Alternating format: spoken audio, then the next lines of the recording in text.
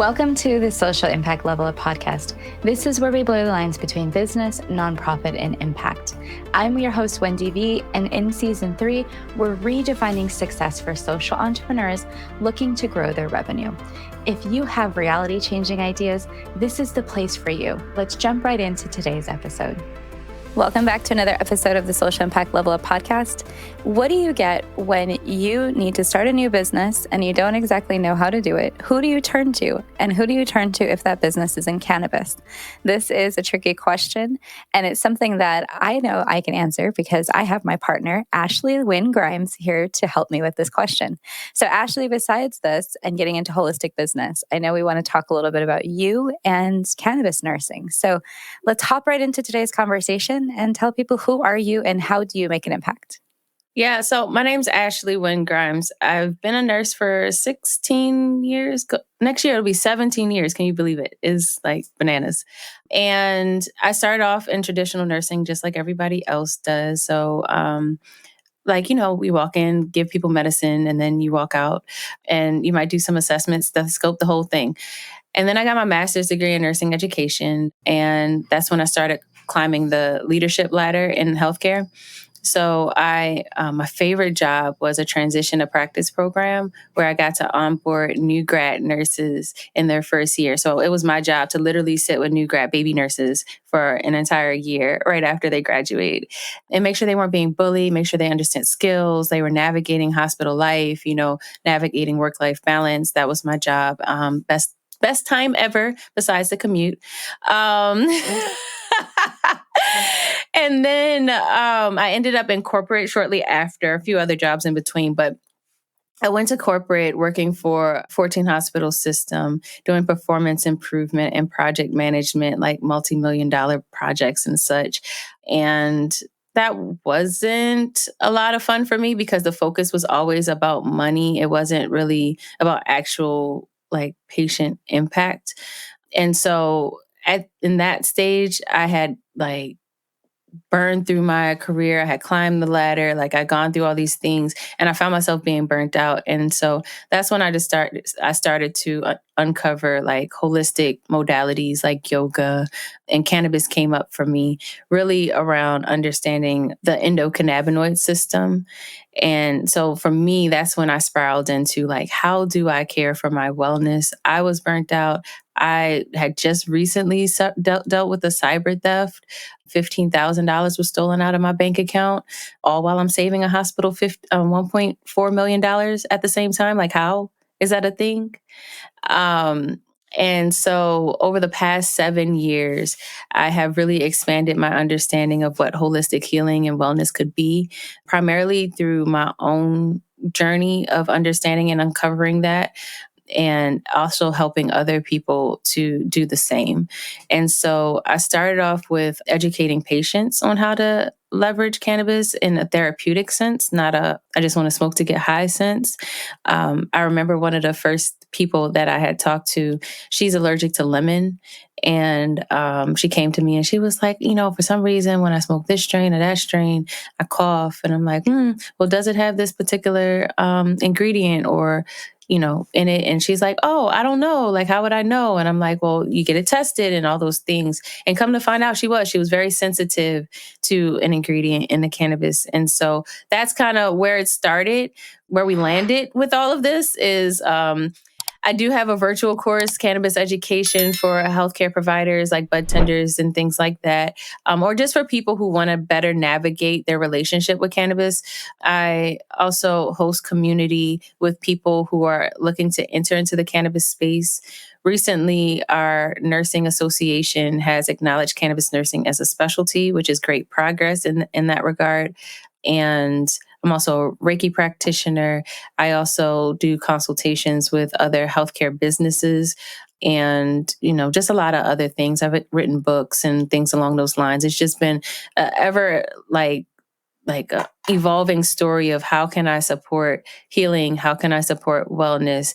And how can I create impact through the work that I do and be of service to the people that I serve? Yeah. And it's so interesting in your story. I always hear things like, working in a big system and things just not being energetically aligned with who I am or how I want to work or what I want to do with my life. And I think it's always fascinating to hear you reflect because I hear so much of myself, which is why we originally had started talking. And so kind of thinking about holistic business and where we ended up together, it's been about a year since we met. And we originally, I know, it's like celebrate, yay! Yeah. I had an serious adult woman to woman Relationship. friendship for an entire year, and it got even more serious as the year went on. I was like, you guys, it's like crazy. Ashley jokes that I'm her like other husband. Yeah. Which is actually super true. But your husband and I probably need to go to dinner. Yeah. We need to go have some conversation. Anyway, so we originally met around this concept of holistic healing, business, and how do you, as somebody who's on a healing journey, kind of come through to the next phases or continue to keep going. And in that, I think we both have come on an interesting journey creating a new brand called Elevate Her Worth, which is rooted in that concept of a lot of women are on some sort of healing path, have done, not only yoga and retreats and things like that and meditation and all these other things, but are using more advanced healing methods, even like you mentioned, Reiki. There's all kinds of different healing modalities. So for folks who are rooted in business, that healing culture is completely different. It's like night and day. And even you and I get in these conversations where we're coming at it from both different ways, going, wait, what about this? What about that? So can you talk a little bit more about that, like yin and yang, or the balance of holistic healing and business and how those things kind of come together for you in your head? Have you been looking all over the internet for templates that actually apply to social impact organizations? Check out learngrowthrive.wendyvelos.com for resources, courses, templates, and more. This is your one-stop shop for DIYer social entrepreneurs growing work that matters. Again, that's learngrowthrive.wendyvelos.com, where you can find solutions made just for you. For me, in my relationship with you, and this is also true in my relationship with my husband, he's very opposite of me, which is very frustrating to some degree, because it's just literally like I look at you and you're a mirror reflection of everything that I am. So you're still me, right? But it's just when you speak is something very different, and it's like, oh, okay.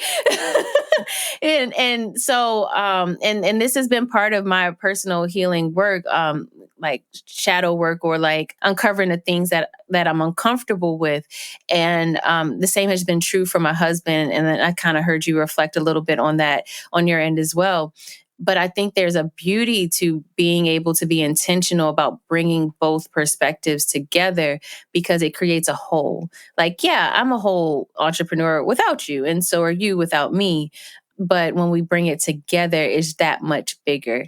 One of the things that I appreciate about the yin and yang relationship, especially the way that we kind of do it, is you come, I feed, you create, I make bigger, and then you feed, and it just keeps bouncing back and forth. It just keeps bouncing back and forth. And to me, that's so interesting. It's so intriguing. And I think it's something that a lot of women miss, because once we hit like difference of opinion, once we hit something that we don't necessarily agree with, we want to kind of throw in the towel. But I feel like that resistance means something. And similar to the yin and yang, there is no real delineation of difference between the white and the black in the full circle. It just is yin and yang. It is a full whole entity. And so within the dark is the light, and within the light is the dark. And so in many ways, we see each other in each other, which is usually why it's rubbing up against the resistance. And if you lean into it, then you start to see, oh, okay, like Ash, you really need to think about something here right now. Or, oh, okay, like this is right. Or, oh, okay, here's the validation you needed right now. And in the most mysterious ways. I think that the universe has created differences on purpose. There's male energy and female energy on purpose. There's air energy and earth energy on purpose. And so, like, how can we as humans create more intentionally and manifest bigger than what you could manifest on your own? I don't think I answered your question directly, but it felt right to say. And now I don't even remember my question. I was like, yeah, all that. Um, so, but the funny part is, I think in our relationship, I come across as the more analytical type A. And in some cases, that is the role I play. Now, I've also dated an engineer, and I realized how disorganized as a person I am. And I was like, whoa, oh my God, there's people who are even more type A than me. Like, what are these people doing with their lives? I feel like, oh my God. And they're like, oh, they're all in the engineering field. That's what they're doing with their lives. It's crazy. So, in every relationship, you have the opportunity to, like you said, ebb and flow and be sort of masculine, feminine. I always hear these things about, people wanting women to be more feminine. And it's like that feminine energy is not the energy that has driven business for a long time. So when you come to the business space with inherently feminine energy and you're in a male dominated physical room, like it can even be daunting. And so as we created Elevate Her Worth, one of the purpose, I guess, and goals of the space is to allow people to come as they are with whatever energy they have, but recognizing that it's a place for you to be a whole person, a whole entrepreneur, a whole being, whole someone on a journey that doesn't even know what they're doing that day. Whatever it is.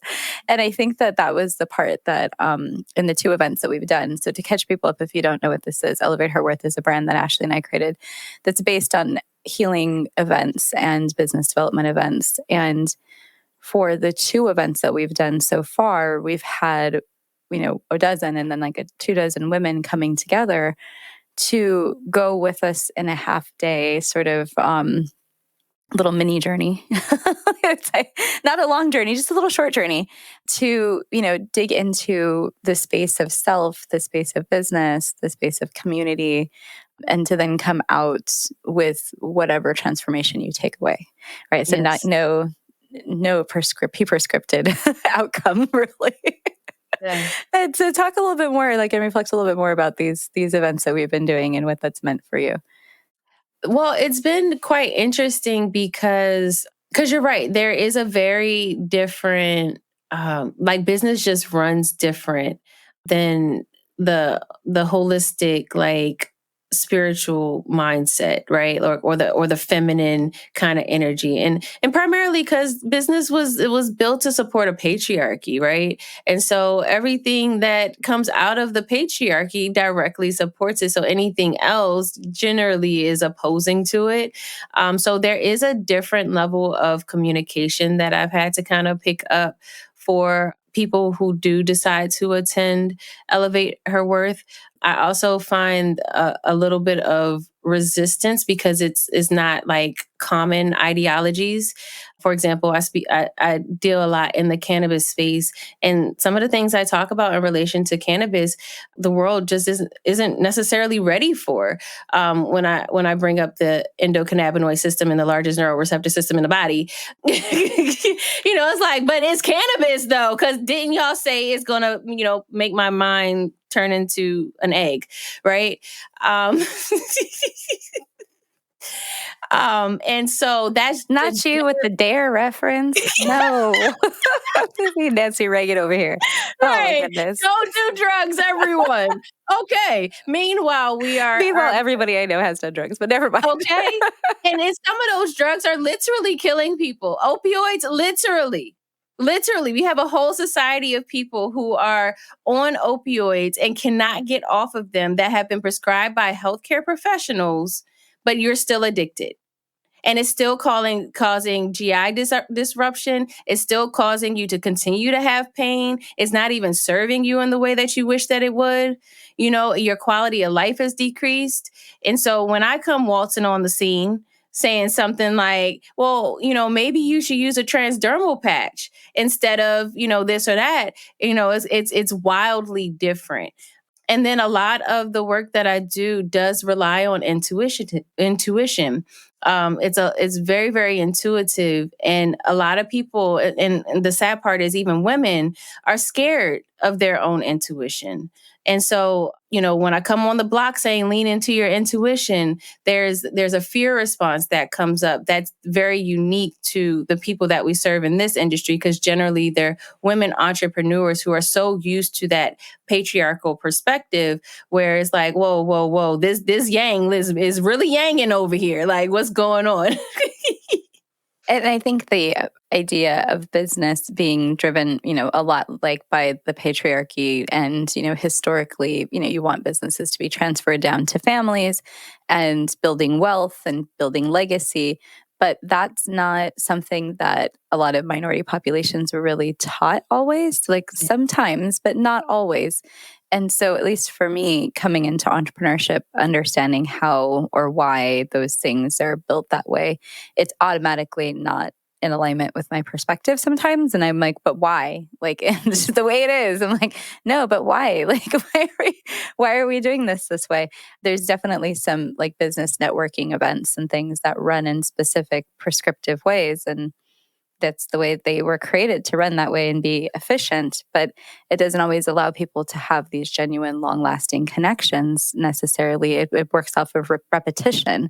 And, the more you hear the person's 30-second pitch, the more you get acquainted with them and somehow are going to be referring them business. But what we're trying to do with Elevate Her Worth and a different type of space is like, listen to the actual person and what they're saying, and then connect with them on the spot and co-create with them. Because when you co-create together, you're much more bonded than having a 30-second pitch thrown at you 10 weeks in a row. Absolutely. And this entrepreneurial journey is difficult, and to your point, a lot of us have not been indoctrinated into the systems that are required to build a business. And so because of that, this is our first rodeo, right? Like we don't get the wisdom that comes along. It's not passed down to us. We're learning it in real time. And so for that reason, we're in a long game here. And that long game does require us to have people that we can connect with and learn from and grow from and be vulnerable with, because it's not easy.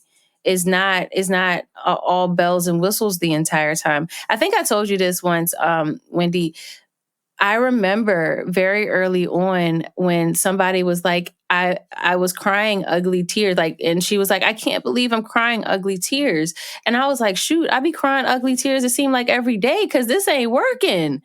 And so for me, the realization that it's not just me who's being very sensitive as a woman or being too vulnerable or not taking the right steps. No, this is just part of the process. We need to make hard decisions. We need to say no more frequently. We need to build frameworks, and we need to get to the point of conversion, period. But how do we do that authentically? How do we get to the point of conversion where we're not selling our soul in the process, figuratively? You see what I'm saying? Like, are we selling things that we actually want to sell? I was telling somebody recently, I once signed up to sell bathtubs. That didn't last long. No, because I don't even know what to tell you. Like, why you ain't got a bathtub already? No, I mean, like, what is the benefit here? Like, it's not a lot of scrubbing, y'all. It'll be a self-cleaning bathtub. Don't worry, your back's good. Right. Okay, so take it back from bathtubs.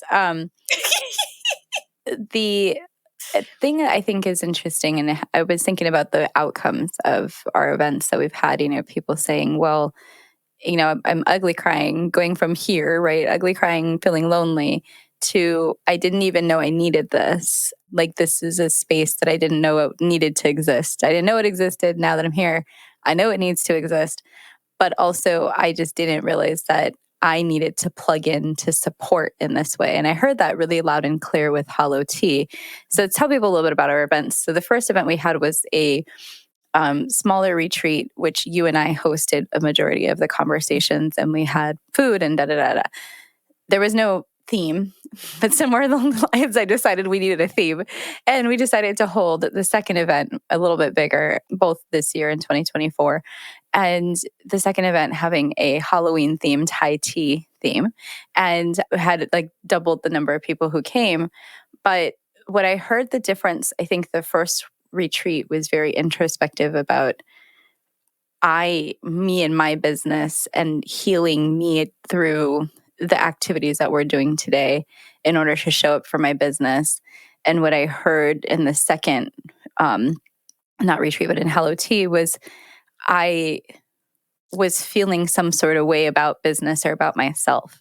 And then I came into this room and got reinvigorated and re-inspired and understand now that I do need to be more authentically me and showing up for my business and also have support to do that. Yeah, it's definitely. I think part of the reason why we got a slightly different response was because on the first one you mentioned it, you and I were facilitating a conversation, and I think the illusion was that we know everything, which ain't true. Um, but I think the second time we kind of spread our voice out, expanded our voice through other people. We had speakers this time who also could show up authentically themselves in a room. And I think it was very clear to the people in the room and in the audience that it's not just Wendie and Ashley that got it together, even though we don't have the time, because we might as well be sitting in the corner ugly crying sometimes. But there are other people who also come authentically them and share their stories. And I think that having that like gritty, like down and dirty perspective that isn't really sugar coated and we're all perfect, we're all doing everything, we're multi-million-dollar whatevers. I think, that authenticity shined through where it was like, oh no, I really see myself in this person. No, I'm really struggling with this particular thing, because we're never always going to resonate with everybody where they are. And so where I am today in my business, where you are today in your business, may not resonate with everybody, but where somebody is, in their journey to uncovering their human design, or where this person is as far as showing themselves on video, or, like all of those different aspects of what business is, it just shined very clearly for people, because I did struggle with video at some point in my journey. It's just not where I am today. So I wouldn't come to the anything and talk to you about that, because that's not something that needs solving for me right now. I would come to you a little bit with something that's more relevant to me in my current moment.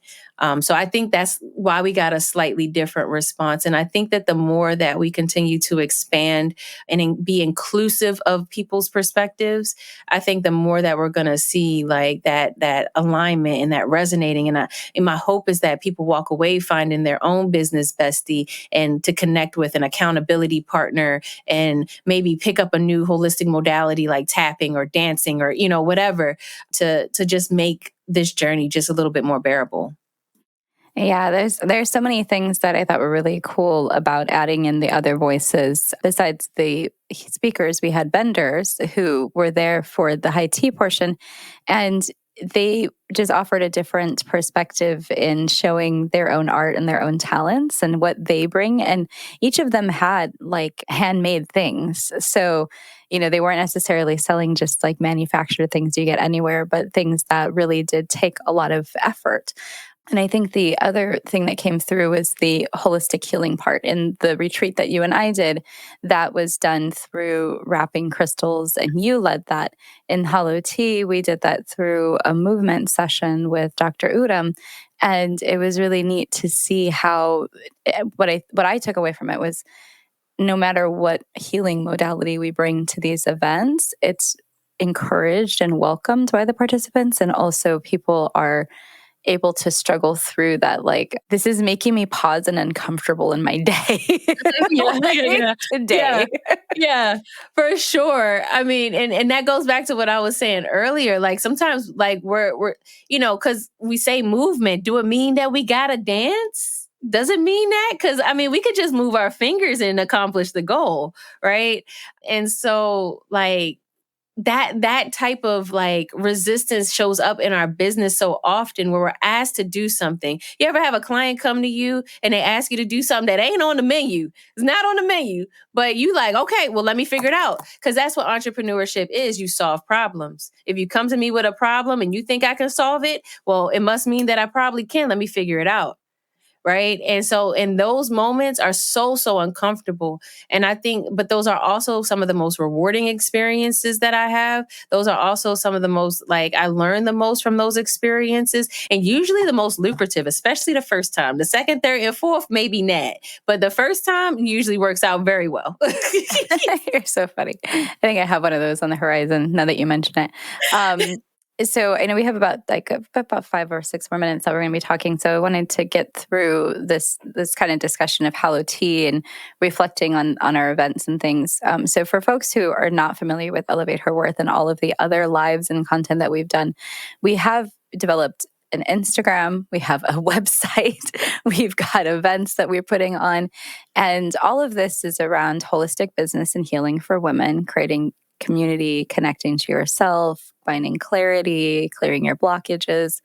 And her in that is holistic energy reset. And funny enough, was it yesterday or the other day, you posted the words holistic energy reset and like forgot about her acronym, which I thought was hilarious. And I was like, I have embedded it so deep into your psyche that you're now thinking it's you thinking it. That's like some kind of weird inception thing that I've done to you.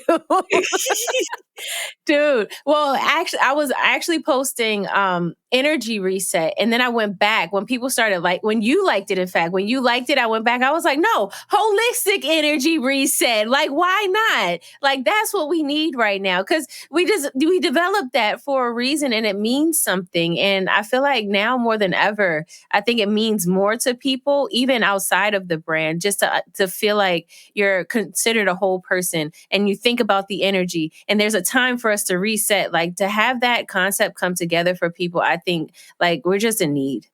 And I think the Elevate events have been the holistic energy reset in that people have had to take 4 or 5 hours away from their day to just be present. And people have also given us feedback about that, saying that was good because I very rarely do this. I'm always running from here to there, being mom, being business owner, being all these things, but I'm not being somewhere for myself. So making myself go through this day and focusing not only on myself and on my business, but also focusing just on being present in the room has given me like a pause that I didn't know I needed.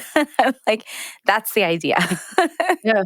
We Yeah. all need that. Yes, we do. And please do. Because, part of the other problem, we've talked a lot about this on our lives, is, like, just because you don't have a job and you decide to be an entrepreneur, you don't recreate a job for yourself. You don't have to work 9 to 5. You don't have, like, is not, like, that's not the way that you make money. It's about, what are you solving? What is the solution? What is the thing that you're creating?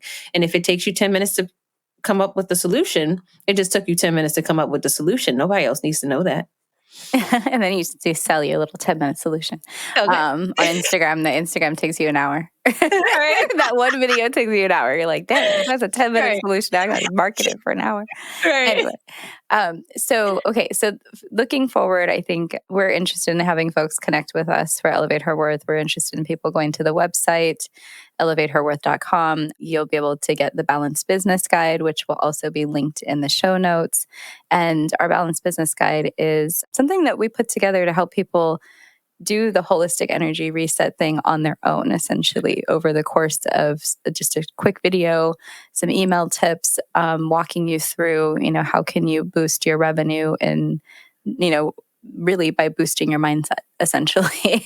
So that's what the Balanced Business Guide is. You can grab that if you want to connect with us. You can follow us on Instagram, and then you can plan to come to one of our events. We have a wait list up all the time on our when we're not having an event on our website. You can get the wait list. So anything else, Ashley, you want people to check out as we're kind of wrapping up in the last minute? No, not necessarily check out. I mean, you can follow me on Instagram if you want. You're a cannabis nurse, but I'd rather you much follow Elevate Her Worth, just so you can be part of the events. If you want to know more about cannabis education, I'm here for that too.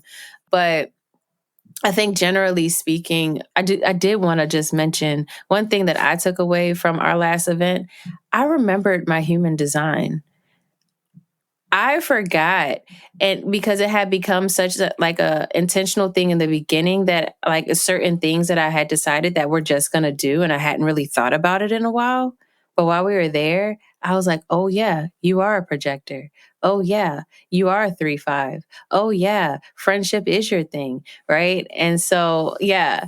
So that was probably one of the biggest things that I walked away with. And even though I already know my human design, but that reminder was important because it solidified and validated certain things that was happening. And especially like, again, the yin and yang just kind of came back up for me again. Like you do serve a purpose and here you are. That's so interesting because I like never forget that I'm a generator because I'm like constantly like doing things. You would be surprised. I'm actually the 6'2" hermit, which yeah, and like with how extroverted I'm like the extrovert of all the extroverts. It's really interesting that that's my normal propensity is actually to be like in my little cave, which is exactly like at home in my little cave. Yeah. Yeah. Very So, cool. anyways, that's us nerding out at the end of this podcast on human design. But either way, it's been fun to have my partner in crime, Ashley Wynn-Grimes, here on the podcast. Stay tuned for another episode, which should be dropping very soon. And go follow us on Elevate Her Worth. We're all over the place. If you just drop us into Google, you'll find us. And, maybe there'll be merchandise and more events and all kinds of things coming in 2025. So stay tuned. Thanks for joining us for today's episode. I hope you enjoyed the conversation, and we look forward to having you come back. If you're curious about something we shared, make sure you check in the show notes below. And do you want the secret to make your nonprofit or business more sustainable and more profitable? Hop into my Learn, Grow, Thrive University, where I give you exclusive access to resources, mini courses, and templates for free. All you need to do is sign up at wendyvelos.com/university. See you next episode.